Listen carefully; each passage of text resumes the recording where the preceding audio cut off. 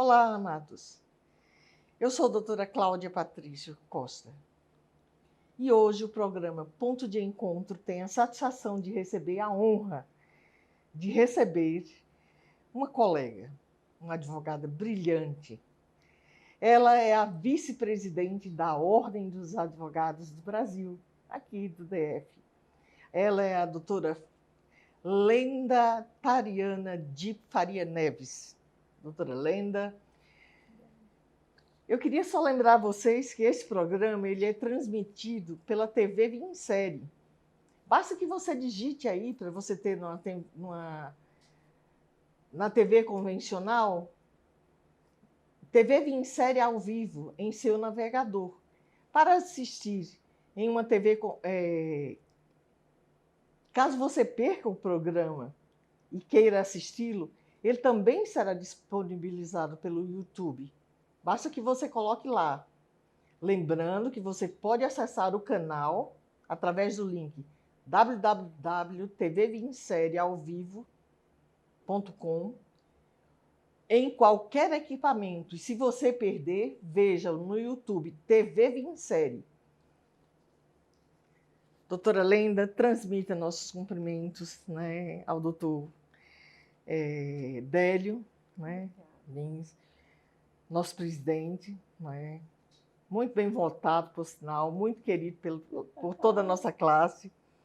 Né, vocês têm feito um trabalho, foram reeleitos, né, têm tido um trabalho bonito, têm nos representado muito bem, nos acolhido a todos nós advogados, com orgulho que podemos nos orgulhar de ser advogados, porque temos uma casa que nos acolhe, que nos recebe, que nos defende, não é? Para aqueles que eu sempre falo, e tem sido matéria de debates com alguns colegas mais jovens. Não que a OAB, não, a OAB é a casa do advogado, onde ele tem suas prerrogativas, seus direitos. Lá ele é acolhido.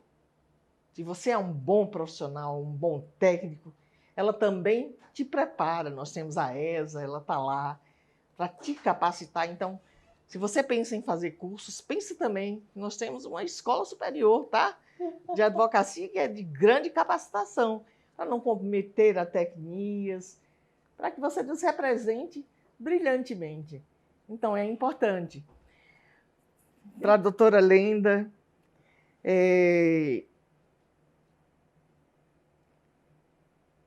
eu pediria que nós começássemos a nossa entrevista, que a doutora falasse um pouquinho sobre a importância da instituição, assim, para a sociedade. Obrigada, doutora Cláudia. Obrigada aos telespectadores que nos acompanham aqui. É um prazer estar aqui falando da Ordem, falando da Casa da Advocacia, como muito bem pontuou, falar um pouquinho sobre o papel da OAB. Queria agradecer a oportunidade. Vou transmitir ao Délio, que é um líder muito querido, muito importante da nossa casa aqui do Distrito Federal, da nossa seccional tão peculiar que é pelo fato de estar na capital do Brasil. Falar um pouquinho do papel da Ordem é muito bonito, porque é muito ímpar, né? Quando a gente fala da Ordem dos Advogados do Brasil, a gente está falando de uma categoria muito peculiar. A gente defende direitos, a gente defende Constituição, a gente defende democracia, a gente defende pessoas, a gente defende minorias. É um legado muito bonito e muito importante para o nosso Estado democrático como um todo. E poucas pessoas percebem essa peculiaridade que é da OAB. É muito mais que uma profissão, é um papel social que nós exercemos. É um celibato. É um celibato, exatamente. É por isso que nós temos toda a peculiaridade. A OAB, ela até juridicamente, ela tem um status diferenciado. Nós precisamos ser independentes para enfrentar quem quer que seja na defesa do Estado democrático de direito, na defesa da proteção dos direitos das minorias, também. Dos direitos individuais. Esse é o nosso mistério, essa é a nossa missão como instituição, que vai muito além de uma categoria profissional, pecuniária, muito embora também tenha esse viés econômico, né? Que é por meio dela que nós exercemos a nossa profissão, né, Cláudia? Isso. Mas é uma atividade muito peculiar. O papel da OAB é fundamental em diversos cenários da sociedade.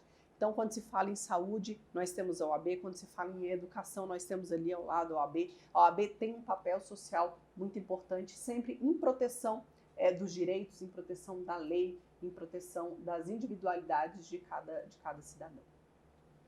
É importante falar, e pouca gente sabe, que nós, advogados, nós somos... E eu falo com muito orgulho.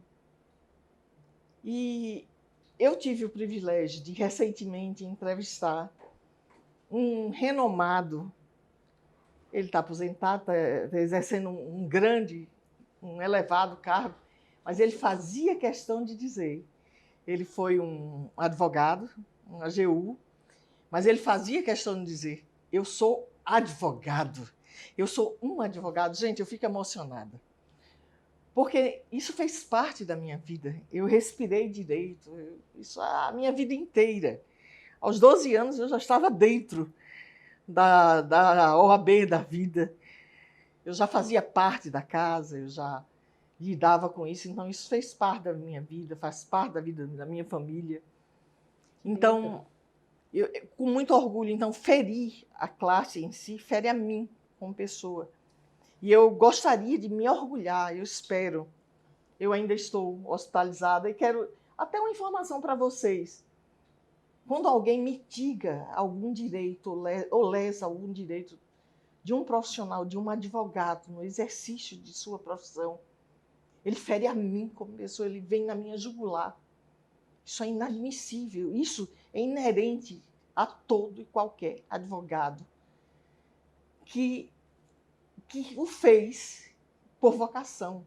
Eu até converso com alguns magistrados, digo, nós não somos advogados porque nós não somos o juiz, porque não passamos em concurso, até porque na minha época os juízes eram nomeados, não existia, nós poderíamos optar.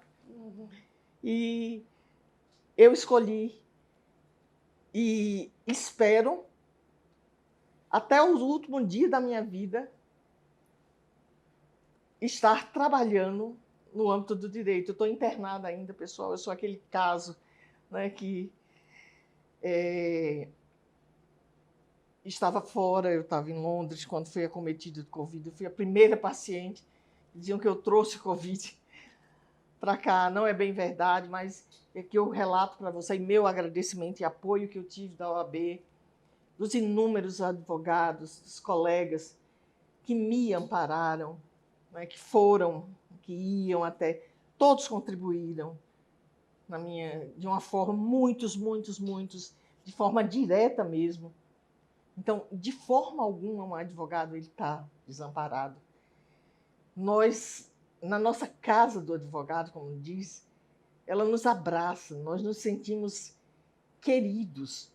Nós temos até imunidade. Alguns advogados, poucos sabem disso, mas nos espaços dos tribunais, onde tem aquela sala dedicada ao tribunal, nós temos imunidade. Ela tem a defesa. O advogado ele é o único profissional no mundo. E eu trabalho em outros países também. E veja você consegue conviver com outros profissionais, advogar em outras cortes, litigar, e o sentimento é o mesmo.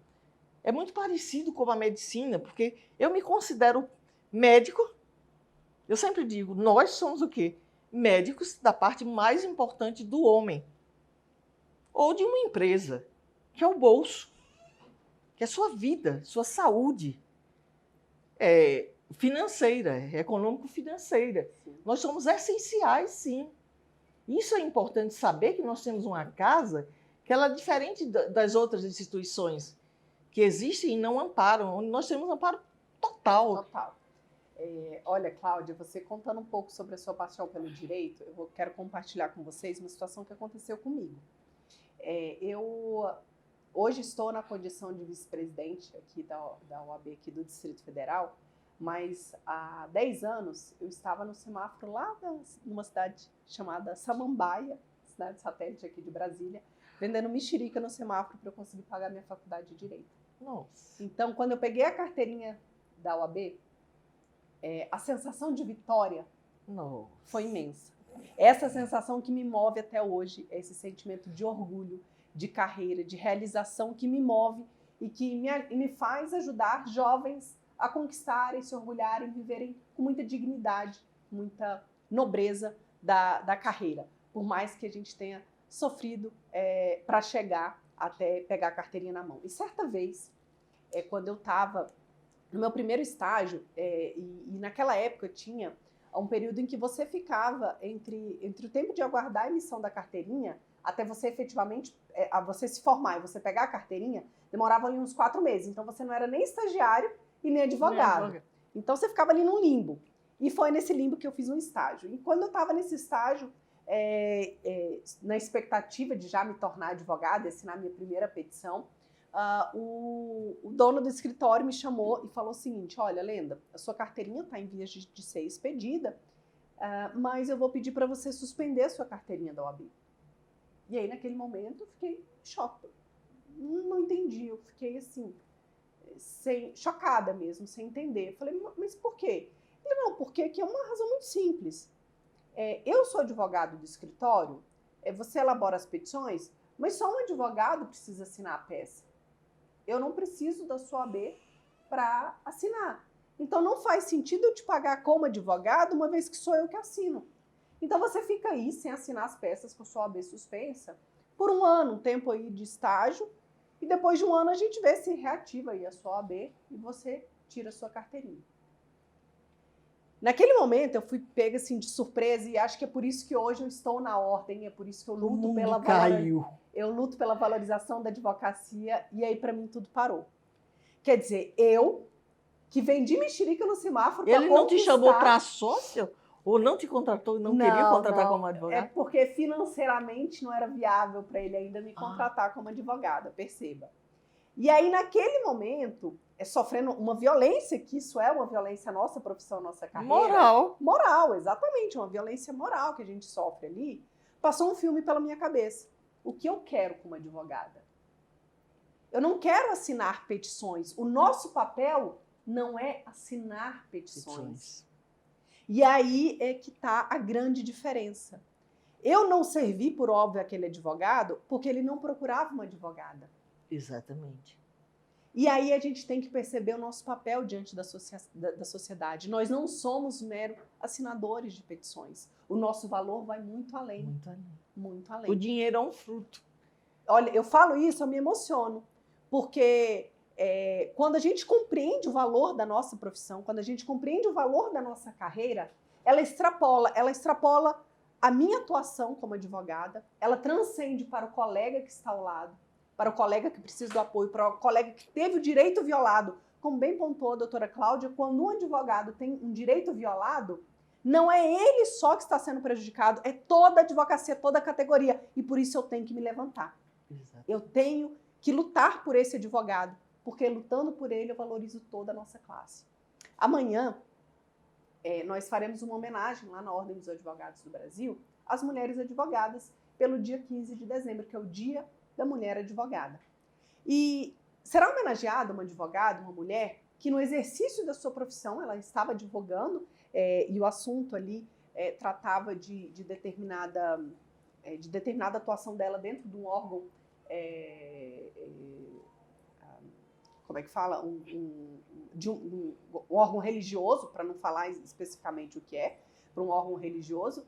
E no exercício da atividade dela, ela foi diminuída por ela ser mulher, no sentido de que ela não poderia advogar diante daquele órgão religioso por ela ser mulher. Foi necessário nós concordarmos que precisaria ser feito algo em prol daquela mulher, porque não era só ela que estava tendo seu direito, sua prerrogativa violada.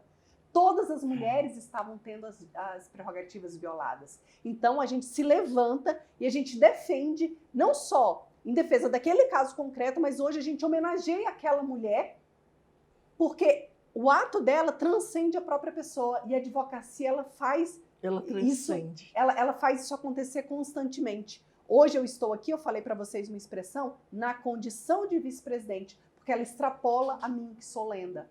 Eu hoje me obrigo a estar em vários locais, em várias marchas, em várias lutas, porque ela transcende a minha pessoa. Isso é advocacia. Por isso que nós não somos um conselho. Percebam que nós não somos um conselho de advogados. Nós somos a ordem dos advogados. Nós somos a ordem da advocacia. Então, essa peculiaridade, essa diferença que tem da advocacia, seja para lutar em prol da nossa categoria, seja para a valorização da advocacia, seja para a valorização e para a preservação dos direitos da sociedade. Então, nós temos que, sim, sempre nos unir, nos levantar, porque a ordem, ela se mobiliza, ela protege, ela movimenta, ela arregimenta, ela tem essa peculiaridade diante da sociedade, de fato, doutora Cláudia. Qual tem sido o maior desafio dessa gestão? Olha, eu acho que eu posso definir o desafio da gestão em 2 pontos, se me permite assim. O primeiro diz respeito à proteção da valorização da advocacia, no sentido de, especialmente, a gente lutar para dar uma profissão digna para todo mundo. Voz ao advogado. Exatamente. Nós hoje temos mais instituições de ensino de direito no Brasil do que no resto do mundo. Nossa. Nós temos 1.100 faculdades de direito, enquanto o mundo não tem 1.100. Se reúne todas as faculdades de direito do mundo. Isso gera uma busca, isso representa, né, na verdade, isso mostra que as pessoas estão buscando o direito como uma profissão digna. Só que nós precisamos dar realmente dignidade a esses jovens. Só que no Distrito Federal são mais de 70 mil advogados. É muita gente que a gente precisa amparar, que a gente precisa instruir, que a gente precisa proteger e arregimentar, no sentido de que a gente precisa saber, precisa levar que esses advogados tenham consciência de que essa é uma casa, de que existe uma proteção, existe umas peculiaridades dentro da casa, seja por meio da proteção das prerrogativas, seja por questão, como você bem trouxe, a qualificação da advocacia por meio da Escola Superior da Advocacia. Então, hoje, o nosso maior desafio é a gente abraçar toda essa advocacia e valorizá-la como ela, de fato, merece. Esse é o que nos move. Todo dia a gente acorda, vamos lutar pela advocacia, vamos valorizar pela advocacia, vamos valorizar cada vez mais a nossa carreira, a nossa profissão. Isso faz com que a gente tenha uma luta incessante, diariamente. O outro ponto, que eu acho que é um grande desafio para nós, é o momento político que nós vivemos, que exige que a OAB cada vez mais tenha um movimento independente. Nós precisamos ser independentes para que a gente possa agir pontualmente onde a gente perceber que haja uma violação de direito. Existe um exemplo aqui que eu posso dar, principalmente porque envolve aí o Covid, a situação da vacinação, que foi quando o governo do Distrito Federal determinou que a vacinação do Covid iria acontecer por meio de agendamento eletrônico.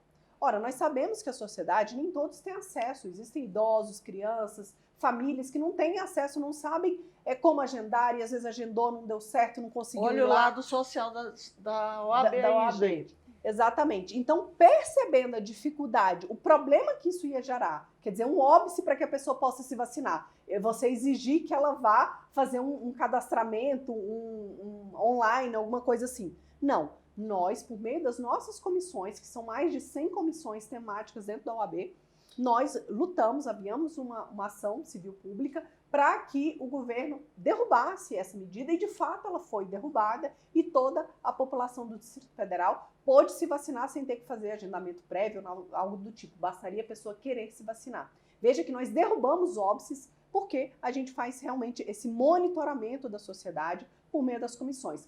As comissões, elas são os olhos, elas são o pulmão da sociedade dentro da OAB. É por meio dela que a gente oxigena, é por meio dela que a gente toma fôlego para que a gente tome algumas providências. Um outro exemplo muito bacana de atuação da OAB, que esse particularmente é encampado por mim, porque eu sou a prova viva de que eu tive uma mudança de pensamento, doutora Cláudia, que foi o seguinte: nós nascemos, criamos e fomos educados assistindo fogos de artifício. Isso. E dentre os fogos de artifício, nós vimos os fogos de estampido, que são aqueles de estouro. Só que com o passar do tempo e com as informações, nós percebemos que os fogos de estampido, eles geram prejuízos aos idosos, às crianças, aos autistas, aos animais, aos enfermos. Então, com as informações que a gente possui hoje, Nós pessoas percebemos que têm fobias, sem pânicos. Exatamente. Com as informações que nós temos hoje, nós sabemos que aqueles fogos que tradicionalmente, culturalmente, eram socialmente permitidos, que eram os fogos de estampido, não estou me referindo aos fogos de artifício, mas sim aos fogos de estampidos, de estouro, nós percebemos que ele deveria ser extirpado. Então, a OAB tem feito uma campanha de conscientização para que deixem de ser utilizados, seja em Copa do Mundo, seja por meio de festividades, final do ano. Então, a gente lança a campanha contra esses fogos de estampido. É um papel social que ultrapassa a assinatura de petição, a nossa atuação judicial. Vamos chamar os nossos comerciais agora, mas nós logo voltamos para continuar. Não perca, não. Nos aguarde só um pouquinho. Estamos de volta aqui com a nossa vice-presidente da OAB. Gente, vocês, advogados que nos assistem, olha, é bom vocês assistirem essa entrevista, porque tem tanta coisa que a OAB faz e vocês não têm conhecimento, porque a OAB não investe muito em propaganda, sabe? Ele só investe no máximo naquela revistinha eletrônica que a gente tem e mal lê. Gente, mas nós vamos dar cobertura para ele, sim. A TV 27 vai estar presente aos eventos. Olha, doutora Glenda, nós não podemos deixar aqui de tratar, nós temos como advogados, nós temos algumas prerrogativas, uma delas até que poucos sabem, né? Nós temos não só imunidade processual, mas nós temos a liberdade de expressão, como qualquer cidadão, mas como advogado mais ainda. Nós temos o direito de nos expressar, caçam palavra e tudo, o advogado ele tem o direito de pedir e fala sem microfone mesmo. O que é essencial, isso é possível numa sustentação oral. A gente fala e fala sem microfone mesmo, quem é bom faz ao vivo, faz a cores, exatamente. E aí o profissional está preparado, e eu já vivi isso com uma tia minha, presidindo a sessão, imagina. Meu trauma era a minha primeira, não tem imagina. Então, o advogado, ele realmente é essencial, gente. Vocês não sabem como é difícil ser advogado e, ao mesmo tempo, quão maravilhoso é. Porque melhor que ser advogado é ter um advogado como amigo. Porque eu me lembro bem, desde a minha infância, quando eles se reuniam na frente da OAB, para conversar sobre os acontecimentos, os últimos acontecimentos, as suas dificuldades, o que enfrentamos no dia a dia. E aí eu aprendi logo cedo, olha, gente, a diferença do juiz, do promotor para vocês, é que o Ministério Público pode deixar que o juiz vai servir um lanchinho, mas o escritório de advogado tem que ser na bolsa. Exatamente. Então eu já aprendi desde cedo, eu levo o lanche, posso ir para o tribunal, está lá tudo servindo, tudo. Mas olha, o meu lanche vai na bolsa, vai minha água, vai tudo. Não se preocupe em me servir. Não, eu já estou lá, não perco o meu lugar por isso. Hoje nós temos uma rede de apoio, em cada tribunal existe uma sala da OAB. Fantástica. Precisamente para dar esse apoio, né? Para diminuir essa desigualdade, digamos assim, né? Enquanto eles estão na casa dele, nós estamos com o escritório nas costas, né? Mas hoje a OAB tem salas em todos os tribunais, salas muito preparadas, com internet, com lanches, com impressoras, com computadores, com salas, com ponto de descanso. Não, luxo, gente, você não tem noção. É uma conquista, né? É uma conquista, com impressora, a gente imprime, a gente peticiona. É gostoso, mas eu me acostumei mesmo, já que eu estou esperando lá aquela autoridade para falar, não vou perder minha vez, né? Vou esperar nem que o cafezinho chegue, deixa que eu tomo com o ministro ou desembargador lá dentro. Vai que se eu vir de lado já passa na frente. Né? Aqui então eu queria falar sobre quais são os projetos dessa gestão e não podemos deixar de tratar aqui nesse nosso bate-papo. Não podemos deixar de tratar sobre as prerrogativas dos advogados e dos direitos ao livre exercício dessa profissão tão nobre. Inclusive por se tratar de uma atividade profissional essencial à aplicação da justiça em um munus público. Então, eu sei que a atual gestão tem recebido muitos elogios. Obrigada, pelo suporte que tem dado, por ter comissão lá, de defesa de prerrogativas Como tem sido essa atuação? Vocês têm tido muitas ocorrências ou já? Olha, hoje eu creio que nem tanto, né? Temos muitas. Nossa. Temos muitas. Hoje eu posso dizer que 1/3 da força de trabalho da OAB, nossa estrutura hoje conta com mais de 200 funcionários.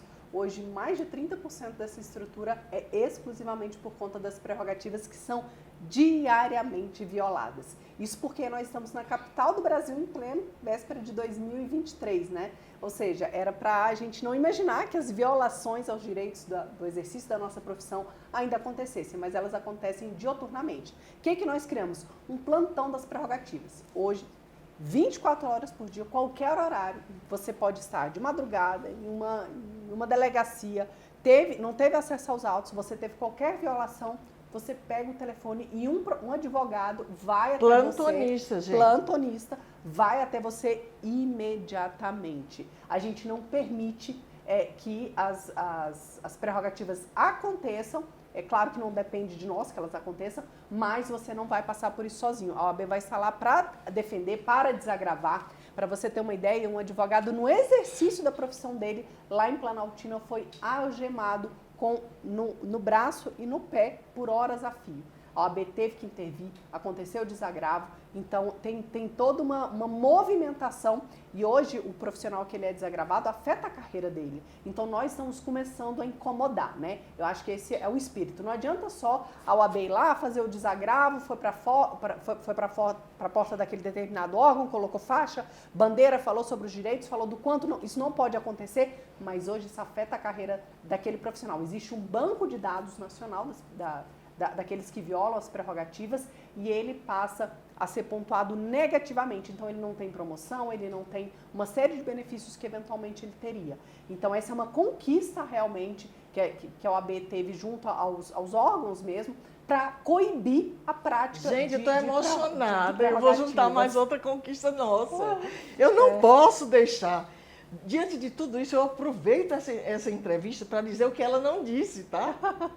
Mas ela poderia ter dito. Porque isso é de tanto impacto. Em outras palavras, para vocês que não são advogados e para os novos advogados que estão vindo, você, advogado, ao ser impedido ou ter cerceado qualquer direito seu, qualquer prerrogativa sua, no exercício da sua profissão, você tem direito sim, mas é mais o efeito formiga. Você veja que você tem um plantão 24 horas, e eles chegam sim, em cada tribunal, em cada fórum, tem um representante lá do presidente, representa o presidente, ela não ficou, porque não dá na entrevista para contar tudo, mas ele chega a tempo. O que ficou na entrelinhas, para que você pegue melhor, é que esse profissional que ferir um dos nossos direitos, ele vai ser prejudicado na carreira, e a lei nos ajudou já, por força da interferência da OAB. Hoje você não precisa processar o juiz e nada de entrar com correição contra ele. Nós já nos organizamos ao ponto de... Ora, não é ato do juiz, não é nada contra a pessoa do juízo, não é nada contra a pessoa do delegado, nada pessoal, gente, não é para casar, não precisa gostar dele, ele não precisa gostar de você, mas respeito é um ato, respeito ao profissional é essencial. Então, tem o CNJ, e aí o CNJ já entra, não façam representação, para quê? A órgão de classe? Entra direto no CNJ lá, aí você acaba, e quer mais, cobra uma indenização na justiça, porque o Estado também mudou, pela interferência da OAB. Esse profissional que feriu, infringiu seus direitos, ele feriu o seu direito de advogado, ele vai pagar do bolso dele. Antes não, nós teríamos que acionar o Estado, com todos os seus direitos, para ganhando, o Estado te pagar, não. Hoje a lei diz que você aciona o profissional. Entendam que nós estamos aqui como juristas. Eu estou como advogada, esclarecendo o direito. Não estou incitando a nada.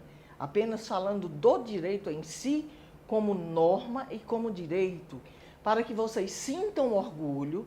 O escopo, a finalidade é que vocês não se curvem, que vocês possam trabalhar tranquilamente, que vendo diante da panorâmica que se instala em nosso país, vocês saibam que vocês podem trabalhar normalmente e corretamente, que existem dispositivos normais que vocês podem acessar e vias que elas travam. Um exemplo, caso, não é muito normal, mas caso o magistrado se excedem muito em seus atos, ali é um ato, esses atos, eles podem ser vistos no CNJ, que vai intervir naquela circunscrição e ele poderá paralisar aquela sessão. E para tudo, para o servidor, para tudo, e ele vai intervir ali. É bem diferente do tribunal, não é, doutora? Exatamente. É diferente. Eu sei porque eu já assim agi. Não é? Então a gente não deve ficar também esperando aí ao Deus dará, nós devemos saber, conhecer bem as vias instrumentais adequadas para saber dela recorrer. Porque quando você sabe, dois animais do mesmo porte, vamos pegar dois ursos, eles vêm, se olham,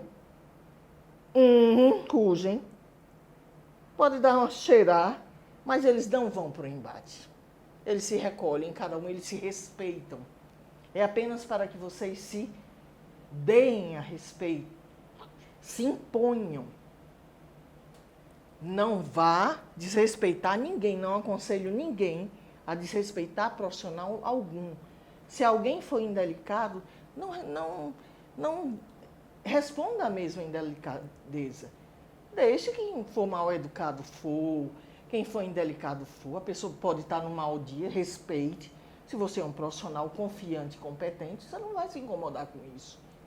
Então não vai ser alguma coisa, apenas você não fique lá tremendo, porque fulano, como chegam profissionais, às vezes da minha equipe, não, o juiz está com a cara feia. E aí, qual é o problema? Ele é uma pessoa, ele tem um direito como pessoa de ter o problema dele. Isso em nada vai interferir a decisão da causa. Aliás, é melhor um com cara feia que julgue a favor, porque ele está sendo impessoal.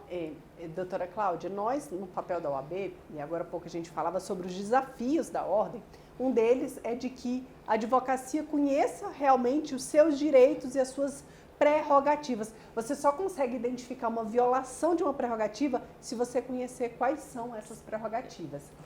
Então, hoje, na OAB, nós temos um movimento que é a Caravana das Prerrogativas. Nós passamos com uma equipe em cada subseção, fazendo a qualificação, treinamento da advocacia, falando, repito, gratuitamente, a gente chega lá e vamos fazer palestras explicando o que é uma violação do direito, qual é o direito que o advogado tem, um direito de acessar os autos, um direito de acessar o tribunal, um direito de ser atendido, as inúmeras prerrogativas, em especial, que são umas bem recentes, são as prerrogativas da mulher advogada. E falando bem, que nós estamos aí próximo do dia 15 de dezembro, que são o Dia da Mulher Advogada, existem inúmeras prerrogativas que as mulheres não conhecem.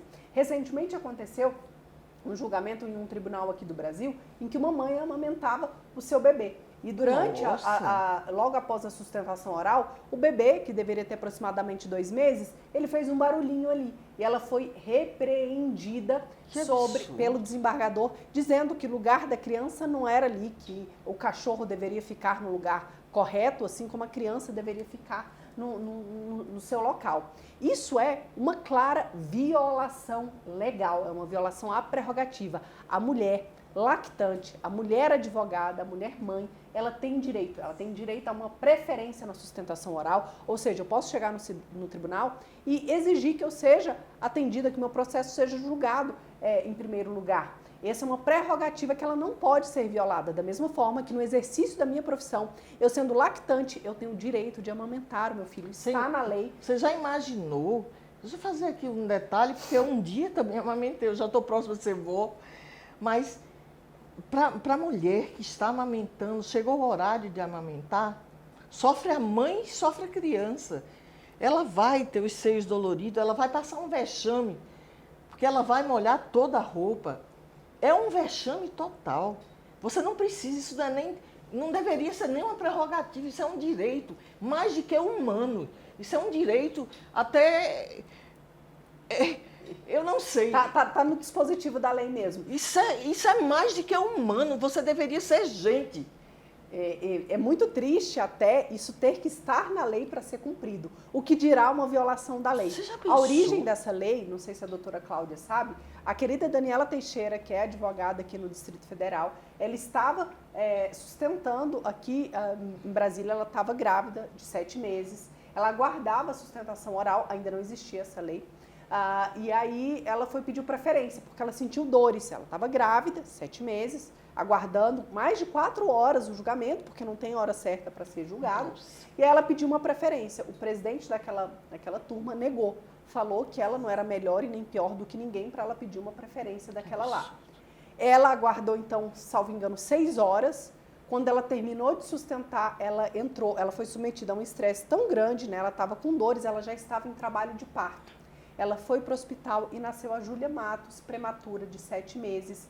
E foi por meio desse dia que a Daniela Teixeira movimentou todo o Congresso e nós conseguimos a aprovação da Lei Júlia Matos, que é a que garante os direitos das mulheres, das gestantes e das lactantes no exercício da sua profissão. Então foi preciso constar em lei que nós que estamos amamentando, principalmente eu que sou lactante, estou com a minha bebezinha sempre nos eventos, sempre no exercício da minha profissão, para provar isso. É nosso direito exercer a nossa advocacia e também é direito do bebê, né? Não é só o direito da mãe em amamentar, em dar de mamar para o seu filho, é direito do filho ter acesso ao leite de sua mãe. Então, nós precisamos conhecer esses direitos. E é até uma gentileza de um homem, ele deveria oferecer e não esperar um direito ser invocado. O que dirá reprimir uma mulher, uma mãe que está ali amamentando, já não bastasse todas as dificuldades que ela passa por aquele momento. Então, essa caravana das prerrogativas, ela passa para informar, porque nós precisamos que a advocacia conheça suas prerrogativas, porque é só por meio dela que você vai entender quando uma prerrogativa é violada, vai pegar a mão no telefone e vai ligar sublimemente e falar: OAB, estou sendo violada, preciso do apoio. Imediatamente vai um membro, um defensor das prerrogativas, vai lá, vai te dar todo o apoio moral, emocional, que eventualmente é necessário também, e legal e jurídico. Então, aquela autoridade, ela pode ser processada, vai ser processada internamente, vai ter contraditório, ampla defesa, e ele arcará com os ônus daquela conduta que ele tomou. E hoje, um dos nossos movimentos, e falando dos projetos futuros também, é para que o Estatuto da Advocacia, as prerrogativas da advocacia, não seja só de leitura obrigatória da advocacia, mas que ela seja inserida em concursos públicos. O servidor, a magistratura, precisa saber exatamente quais são as nossas prerrogativas, porque só assim ela saberá respeitá-las.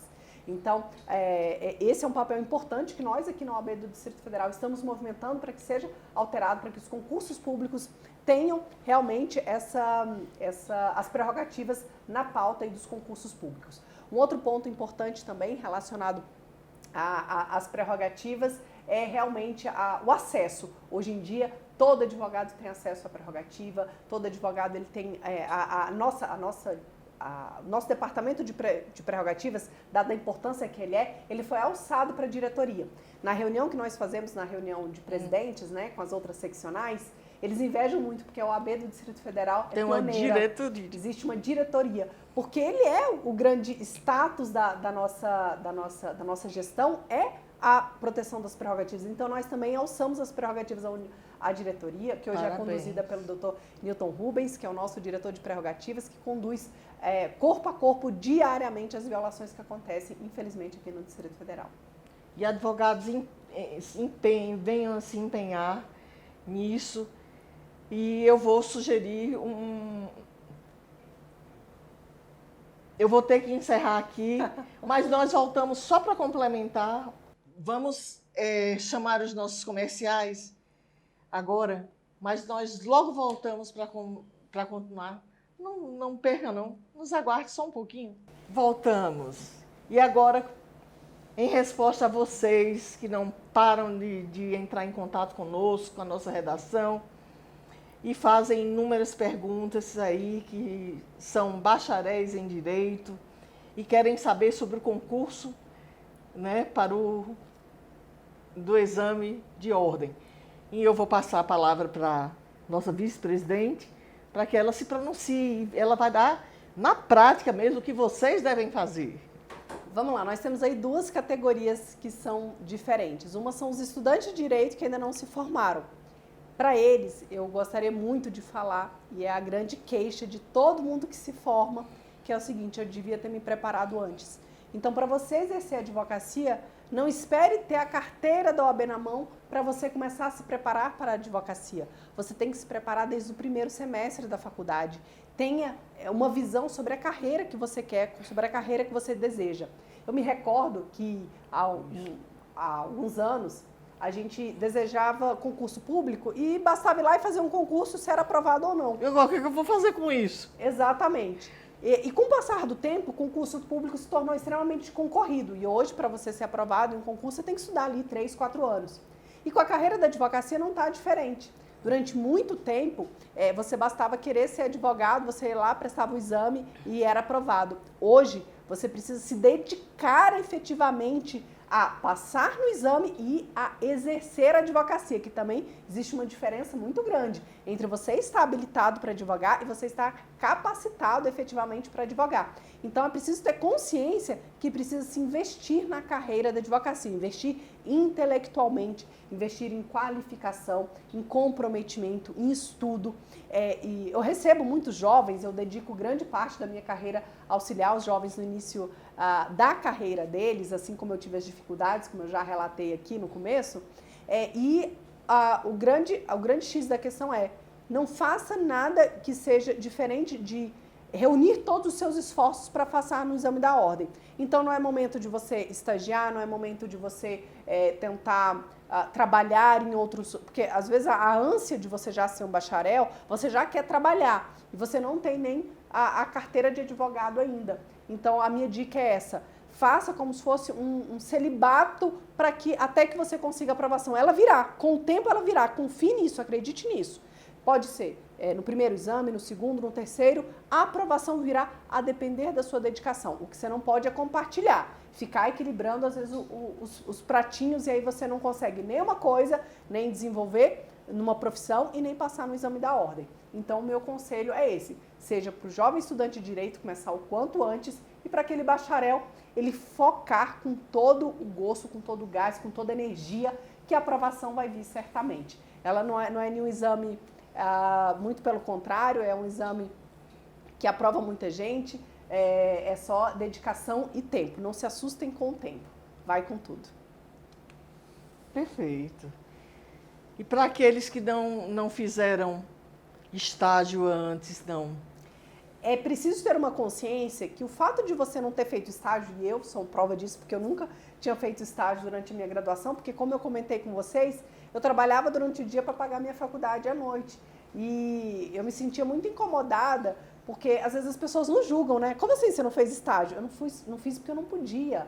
Eu precisava pagar aluguel, pagar comida, pagar moradia, pagar a própria faculdade, pagar o transporte, pagar o ônibus. Então não fazia, não é porque eu não queria, porque eu não tinha condições. Mas existe sim luz no fim do túnel. A gente só precisa saber otimizar as habilidades, as outras habilidades que nós temos. Então, se eu faço um trabalho voluntário no sábado, eu lembro que na época da faculdade mesmo, quando tinha aquelas ações jurídicas junto com a faculdade, eu sempre me engajava, me empenhava, que era os finais de semana que eu tinha o tempo que eu poderia me dedicar, e ali eu já comecei a fazer atendimento. Existem outros mecanismos, inúmeros mecanismos, em que você pode ter uma atuação muito prática, uma atuação voluntária. Isso é necessário. E depois que você se forma, depois que você pega a sua carteirinha, você precisa investir nas suas habilidades, nas suas qualificações. Eu tenho um método, mas isso é um papo para uma outra longa conversa, que são os 7 pilares da construção da carreira da advocacia. Ou seja, você precisa moldar inúmeras habilidades. Hoje em dia, exige-se do profissional que ele tenha não só um conhecimento técnico jurídico. Hoje a gente não pode se limitar a esse conhecimento técnico jurídico. Você tem que ter umas habilidades de saber se apresentar, habilidades de comunicação, a capacidade de saber se apresentar, de criar um networking, A advocacia, a gente falou isso no começo, é uma atividade muito peculiar. Dentre essas atividades peculiares da advocacia, tem essa de você realmente estar conectado com a sociedade. Então, você saber se apresentar, você estar presente, você ser visto, ter visibilidade, trabalhar com marketing jurídico, são algumas ferramentas que precisam ser trabalhadas pelo jovem profissional. Excelente. Só mais uma pergunta, que eu gostaria de seu posicionamento, porque eu sei que você é uma estudiosa do assunto, está defendendo tese nesse assunto, está numa bela defesa, eu sei que vai mudar posições, vai mudar nossos rumos. É sobre as defesas, né, orais, diante aí da virtualização dos... Isso. É objeto do meu estudo da minha dissertação de mestrado, que eu faço mestrado junto ao IDP, saber se há uma diferença na efetividade das sustentações orais quando ela é realizada virtualmente ou presencialmente. Ainda estou apurando os dados, mas eu posso adiantar que existe sim um prejuízo quando a sustentação é realizada na modalidade virtual. A sustentação oral presencial, por inúmeros fatores que aí extrapolam até a comunicação pura, a comunicação no sentido da voz chegar, da palavra atingir, existem outros elementos que vão muito além da oralidade e que eles sim fazem diferença no momento do julgamento, no momento decisório. Então, nós, no âmbito da OAB, nós consultamos a advocacia e, num primeiro momento, a gente teve uma resposta que a advocacia preferia escolher os atos, mas aí se uma audiência seria virtual ou se ela seria presencial. Mas a sustentação oral, nós percebemos que presencialmente, junto com os julgadores, o olhar, esse approach, essa proximidade da advocacia junto com o julgador, ela tem sim elementos capazes de mudar o convencimento daquele magistrado. Os números já nos mostram isso e a doutora Cláudia já é minha convidada para estar lá na defesa da minha tese. Olha, eu tenho uma vasta experiência aí nisso e antes de dar a mensagem final, eu quero deixar aqui que eu me posiciono por orientação, por sustentações orais presenciais. Em toda a minha carreira, eu tenho visto, na hora, assim, se modificar e o próprio permanecer condutor do voto, o relator mesmo, e ele dizer, estou mudando meu voto assim, em decorrência da sustentação oral. A sustentação oral é que mostra o profissional, é que mostra a credibilidade do profissional, seu preparo, sua competência. Ela nos faz levar aos autos muitos fatos, muitos argumentos que nós não escreveríamos, com certeza, nem em sede de memoriais, mas que em sede de discussões nós podemos trabalhar uma a uma ali no olho, pela experiência. Nós podemos ganhar votos, sabemos, olha, aquele não vota comigo, com certeza. Já não está nem olhando e é na hora que eles vão começando. Podemos chamar a atenção e aí nós vamos ganhando um a um voto. E com certeza, em série virtual, isso nós não conseguiremos humanizar, nem... Isso vai ser um prejuízo grande, grande. Na minha experiência, para a advocacia será uma perda. O contato do advogado, a atuação do advogado nas sustentações orais. É o último momento que esse advogado tem, porque depois vem embargo.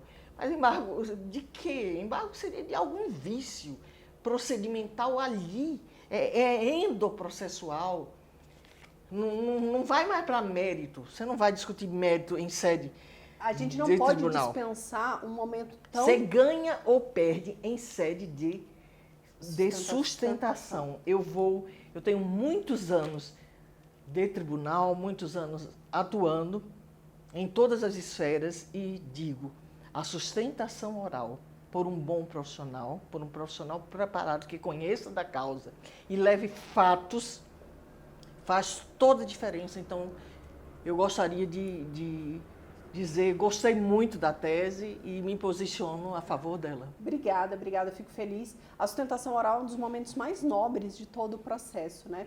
É histórico, é simbólico, é mágico, né? Estudamos tanto também para isso. Exatamente, a gente põe aquela toga, existe todo um ritual que envolve e o contato no olhar é fundamental. Talvez alguém faça algum estudo sobre isso que ultrapassa aí a minha tese, mas existe sim um poder de convencimento que vai muito além do vídeo. Eu tenho dúvida que o fato de eu estar aqui presencialmente com a doutora Cláudia traz uma aproximação, traz uma comunicação muito mais efetiva do que se nós estivéssemos comunicando com certeza por telefone ou por vídeo. Nós conversamos antes, nós teremos que encerrar por aqui, gente, mas nós conversamos antes. E se eu já era apaixonada pela advocacia, hoje eu admiro mais ainda. Eu quero que você, doutora Lenda, deixe sua mensagem final aí para os nossos telespectadores. Eu primeiro queria agradecer muito. Que vai além mar, tá? Vai para outros países também. Que bacana. Eu fico muito feliz pelo espaço que é concedido.